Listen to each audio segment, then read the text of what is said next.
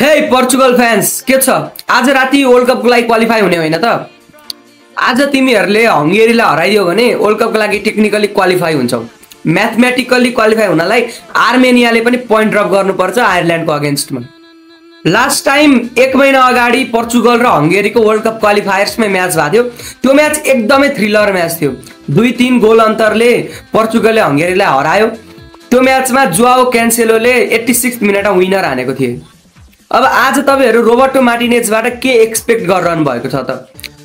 Attack र मिडफिल्डमा स्ट्याक्ड भए पनि डिफेन्सिभली पोर्चुगलमा प्रब्लमहरु छ। त्यही भएर कस्तो खाले प्लेयर्सहरुलाई रोबर्टो मार्टिनेजले पिचमा उतार्दाखेरि चाहिँ डिफेन्सिभ प्रब्लमहरु आउँदैन त्यो चाहिँ तपाई कमेन्ट गर्नु होला। आजको म्याचको मेरो प्रेडिक्सनको कुरा गर्दा आज रोनाल्डो दाइको 944औं र 945औं गोल आउँछ जस्तो लाग्छ। त्यही भएर पोर्चुगलको होम ग्राउन्डमा पनि यो म्याच छ। 4-0 को मेरो प्रेडिक्सन छ। रोनाल्डो दाइ सायद ह्याट्रिकै हान्न सक्छन् र पोर्चुगलले 2026 वर्ल्ड कपको बिगुल फुक्न सक्छ आजबाट। अनि केटा हो चितवनलाई गर्मी गर्मी भनेर ट्रोल नगर है। जाडो आइसक्यो चितवनमा हेर। यहाँ मैले स्वेटर लाएर बसेको छु, ट्र्याक लाएर बसेको छु, जाडो भइसक्यो। अनि अर्को एउटा गुड न्यूज छ, हिजो हराएको भन्ने भाइ चाहिँ भेटिसक्यो है। आज राति भेटिएको भन्ने कुरा आएको छ काठमाडौँबाट। थ्यांक यू फर सपोर्ट तपाईहरुको।